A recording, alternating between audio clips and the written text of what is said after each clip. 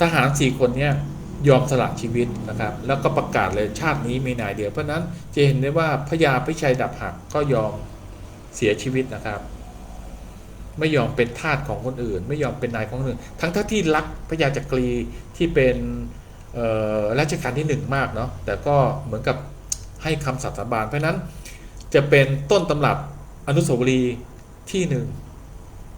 ที่นับถือน้ำใจของพญาพิชัยดาบหักทำไมถึงเป็นชื่อว่าพญาพิชัยดาบหักเพราะเดิมทีเดียวท่านอยู่เมืองพิชัยนะครับแล้วก็ดาบของท่านเป็นดาบคู่นะเสียนดาบคู่เลยปรากฏว่าดาบทั้ง2 อันเนี่ยครับเขาจะใช้ผ้าพันไว้เป็นเชือกเนาะทำให้ดาบไม่หลุดจากมือไม่รู้ด้วยอะไรระหว่างฟันดาบนะครับอาจจะเผลอล้มแล้วก็เอาดาบไปค้ำหรือว่าถูกดาบอีกฝั่งหนึ่งฟันดาบหักแต่ท่านก็สู้จนพม่านี่แตกยับเลยนะด้วยมีดาบแค่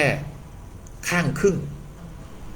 เลยเรียกว่าเจ้าพญาพิชัยดาบหักและในยุคโบราณเนี่ยทหารเหล่านี้ครับไม่สวมรองเท้านะเพื่อให้สะดวกต่อการลุกลบหนีบุกนี่คือวิธีคิดเพราะนั้นแม้กระทั่งการ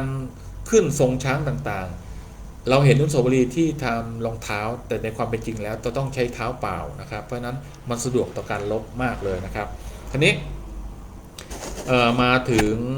เรื่องหมวกเมื่อกี้ลุงถามไว้จำได้ไหมเรียกว่าหมวกอะไรนะสักหลาดเนี่ยเรียกว่าหมวกพระมาลาเส้าสูงนะครับเพราะนั้นมีชื่อไม่ใช่เป็นหมวกที่ทำจากหวายหรือไม้ไผ่ถ้าหวายจากไม้ไผ่จะเป็นอีกองค์หนึ่งก็คือสมเด็จพระเจ้าตากสินแล้วก็ปีกหมวกของพระเจ้าตากสินพระนเรศวรโทษเนาะจริงๆท่านก็ไม่ใช่ชื่อพระนเรศวรเนาะแต่เราเรียกเป็นพระนเรศวรแล้วจริงๆพระนามท่านคือสมเด็จพระนเรศเราเรียกกันมันเพี้ยนไปเรื่อยเนาะแม้กระทั่งสมเด็จพระเจ้ากรุงธนเราก็เรียกเป็นพระเจ้าตากสินอันนี้ด้วยความเข้าใจของเราก็ไม่มีปัญหาอะไรปรากฏว่าหมวกของสมเด็จพระเจ้านเรศเนี่ยจะคุ้มข้างหน้าสังเกตไหมมันต่างกัน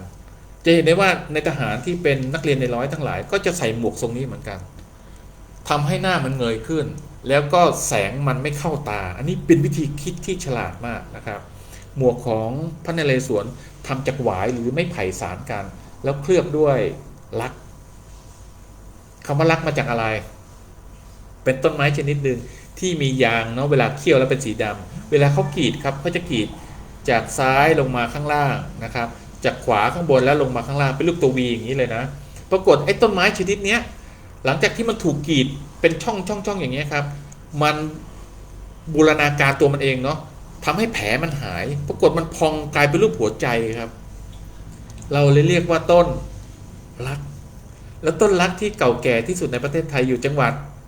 เชียงใหม่นะครับปัจจุบันยางลักหายากมากเราต้องนำเข้าลักแท้ๆเนี่ยหายากเนาะเดี๋ยวนี้เป็นลักปลอม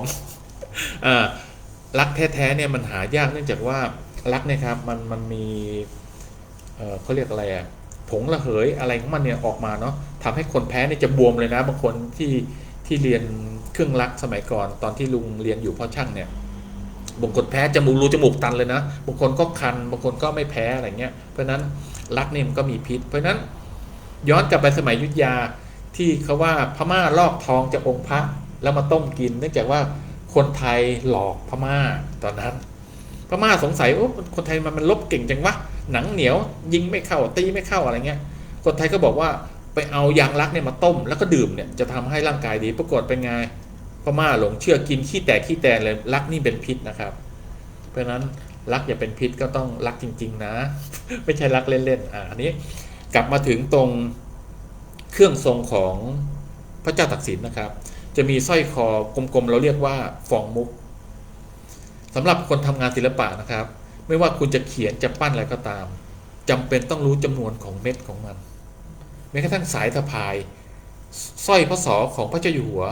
มีรูปจักรีกี่ชิ้นแถบข้างของกางเกงรัชกาลที่5นะครับบางคนไม่เคยเห็นเนาะเป็นรูปจักรเนี่ย100 กัน108 ชิ้นนะครับเพราะนั้นความรู้พวกนี้มันเป็นมาตรฐานนะครับต่อมาก็จะมีขนายเรียกว่าขนายมังกรประดับพลอยนะครับเป็นดวงเป็นรูปมันดาราหรือเราเรียกว่ามนแห่งดวงดาวนั่นเอง เห็นไหมจะเป็นรูปเครื่องแก้วต่างๆที่มีค่าสมัยก่อนนะครับติดไว้ที่ทับทรวงนะครับมีสร้อยประคำทองคำแล้วก็เห็นเป็นแถบเห็นไหมเป็นเส้นๆ3 อันอันนั้นคือตะกรุดทองคำลงอักขระแล้วก็ร้อยขั้นด้วยฟองมุกก็คือทองคำเป็นรูปกลมๆอีกเพราะนั้นพระมหากษัตริย์เครื่องทรงต่างๆเราจำเป็นต้องมีความรู้เรื่องนี้นะครับเวลาเราทำงานศิลปะปุ๊บพอมันผิดปุ๊บมันเป็นของถาวรทำให้คนยุคหลังๆผิดเพี้ยนไปแม้กระทั่งการขึ้นไปอินเจ็ตลุงเห็นสมัยช่วงรัชกาลที่9เนาะหลายคนด้วยความไม่รู้หรือเผลอเลยนะคิดว่ารูปนี้เวลาเอาไปตั้งแล้วมันไม่งามเนาะก็ไปกลับฟิล์มซะซ้ายเป็นขวาเพราะนั้นแสกของพระเกศาเส้นพระเจ้าของรัชกาลที่9เพี้ยนกลับไปอีกด้านหนึ่งเพราะนั้นยศตำแหน่งเป็นไงกลับกันไปหมดเลยมันทำให้เกิดความผิดเพี้ยนเข้าใจผิดเพราะนั้นเราจำเป็นต้องรู้ว่าสายสะพายอันนี้ใส่กับเหรียญตัวไหนเสื้อผ้าตอนนี้ที่พระมหากษัตริย์ใส่แม้กระทั่งของพระเจ้าตากสินบางอันทำไมหนาบางอันทำไมบางนะครับส่วนการสร้างอนุสาวรีย์นะครับไม่ใช่นิยมเนาะเป็นกฎและความเชื่อเหมือนกันท่านจะต้องมีความสัมพันธ์กับที่นั้นถึงอนุญาตให้สร้างนะครับสำหรับกรุงธนบุรีแผ่นดินสุดท้ายที่พระเจ้าตากสินแล้วก็ลูกหลานอยู่ปรากฏว่าพระเจ้าตากสินท่านก็มีพระราชโอรสทั้งหมด30 พระองค์นะครับ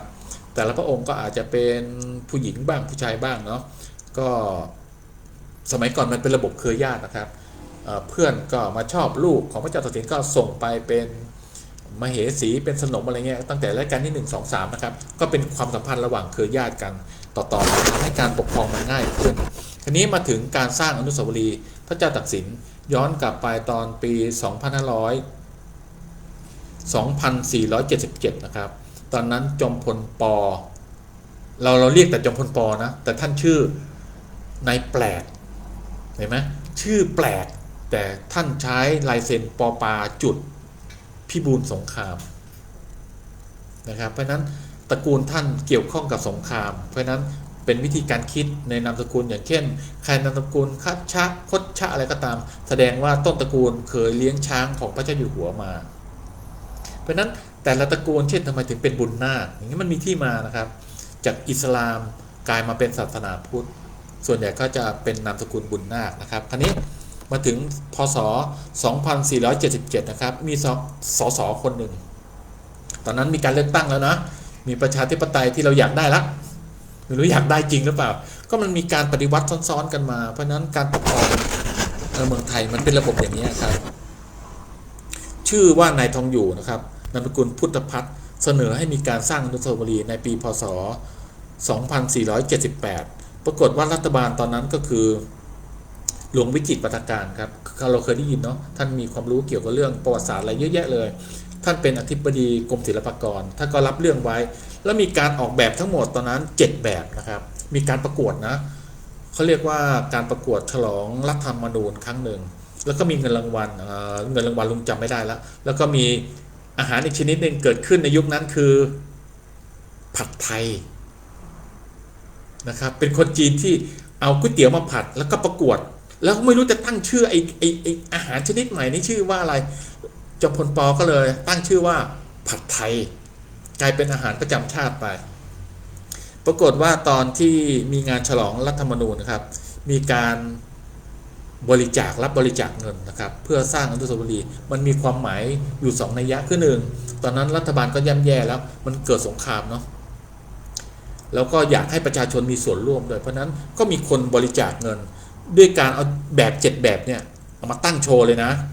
แล้วก็ใครอยากได้แบบไหนก็ไปหยอดเงินที่แบบนั้นนะครับเราไม่ได้นับจำนวนเงินเป็นหลักนับจำนวนคะแนนเสียงเป็นหลักปรากฏว่ามันมีการได้รางวัลที่1เงินที่หยอดไปตอนนั้นถ้าจำไม่ผิดประมาณ 3-4 พันบาทนี่แหละก็เยอะนะสมัยนั้นเพราะก๋วยเตี๋ยวชามนึงน่าจะสลึงนึงมั้งสลึงนึงเนาะเปรียบเทียบปัจจุบันก๋วยเตี๋ยวชามละ50แล้วนะปรากฏว่ามันเกิดสงครามนะครับบ้านเมืองกำลังยุ่งแย่เลยตอนนั้นจอมพลป.ก็เดือดร้อนเหมือนกันเนื่องจากมันมีกบฏแมนฮัตตันกบฏทางทหารเรือเนาะทำให้ท่านคนหนีไปทางเรืออันนี้ลุงไม่เล่าแล้วข้ามไปเลยตอนหลังกลับมาใหม่ท่านก็ยังมาสร้างอนุสาวรีย์พระเจ้าตากสิน โดยไอ้7แบบที่ว่านี่มีการประกวดโละทิ้งโละทิ้งนะครับก็ให้อาจารย์สิงห์พิศรีนะครับเป็นอาจารย์ฝรั่งมาจากต่างประเทศนะครับได้มีการออกแบบปรากฏว่าท่านก็ศึกษาปรากฏว่าในประวัติศาสตร์ท่านก็เป็นเรื่องเป็นราวเนาะเพราะฉะนั้นการสร้างอนุสาวรีย์ไม่ใช่เรื่องมั่วนะครับการสร้างงานศิลปะไม่ใช่เรื่องมั่วมันเป็นเรื่องที่ถูกวิเคราะห์มาแล้วเช่นระบบหน้าตาถ้าคนขี้โมโหหงุดหงิดบางคนใจดีบุคลิกจะเป็นยังไงปรากฏอาจารย์ศิลป์นี่ก็รู้มาว่าพระเจ้าตากสินเป็นคนจีนผสมกับคนไทยนะครับก็เลยหาหน้าตาบุคลิกที่มันเหมาะกันแล้วจะต้องเข้มขึงนะครับก็เลยใช้ลูกศิษย์ท่านซึ่งในยุคนั้นน่ะก็มีประติมากรช่วยกันหลายคนนะอาจารย์ศิลป์ปั้นต้นแบบเสร็จแล้วก็มีการขยายมันไปพร้อมกับตัวเลขอีกนะก็คือ1เท่าครึ่งวิธีการทำอนุสาวรีย์นะครับถ้าอยู่กลางแจ้งไม่นิยมสร้างอนุสาวรีย์หรือบุคคลสำคัญหรือพระพุทธรูปต่างๆให้มีขนาดเล็กเนื่องจากว่าไอ้ตัวมวลของอากาศครับแสงสว่างสิ่งรอบข้างที่เราเรียกว่ามณฑลย้อนกลับมามนตาแห่งดาราแล้วเห็นไหมมณฑลเหล่านั้นมันจะบีบทำให้สิ่งที่อยู่กลางแจ้งดูเล็กมากเลยเพราะนั้นสมเด็จพระเจ้าตากสินจึงสร้างเป็นรูปอนุสาวรีย์ที่มีขนาดใหญ่1เท่าครึ่งใบหน้าของมนุษย์คือประมาณ9นิ้วโดยประมาณเนาะเพราะนั้นอีกครึ่งหนึ่งก็คือ4นิ้วนิดๆก็บวกไปอีก9นิ้วนะครับก็เป็นพระเศียรแล้วก็ขนาดลำตัวก็ถูกขยายไปด้วยวิธีการทำในยุคโบราณเนาะย้อนกลับไปยุคนั้นก็น่าดูเหมือนกันมันไม่ใช่คอมพิวเตอร์ใช้คนปรากฏอาจารย์ศิลป์ก็มีหลายคนช่วยกันก็มีอาจารย์สิทธิเดชแสงฮิรันนะครับมีอาจารย์ประกรณ์มีสนเล็กมีอาจารย์สนั่นธีรากรนะครับช่วยกันปั้นตอนนั้นก็หาวิธีการคิด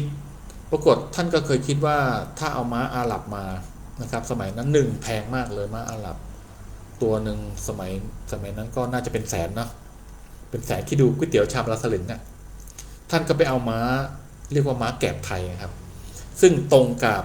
ม้าที่พระเจ้าตากสินท่านได้ทรงออกรบจริงๆนะครับม้าตัวนั้นสมัยนั้นมันมีชื่อนะม้าตัวเนี้ยชื่อน่ารักมากเลยชื่อม้ามังกรไฟท่านให้คนจูงมาทุกวันเลยครับแล้วก็ท่านก็นั่งดูเฉยๆครับจนมีวันหนึ่งมีการเฉลิมฉลองหรืออะไรทักอย่างเนี่ยมีการจุดพลุยิงปืนเกิดขึ้นครับม้าตัวนี้มันตกใจครับมันก็ดีดดิ้นปุ๊บปรากฏว่ามันเป็นม้านักรบหูมันตั้งขึ้นมาแล้วครับหางมันตกชี้ลงขาหน้าเนี่ยมันพร้อมจะออกพวกทะยานเพราะนั้นท่านถึงได้สังเกตว่าม้าตอนที่มันจะบุกออกรบนะครับมันขาหน้าเสมอกันเป๊ะเลยท่านจึงสเก็ตรูปแบบออกมาเป็นรูปม้าในอนุสาวรีย์พระเจ้าตากสินเพราะนั้นเลิกคิดได้ว่าทำไมม้ามันยืนตรงหางชี้ตกบางคนขนาดเขียนในหนังสือนะครับว่าม้ามันจะขี้หรือเปล่า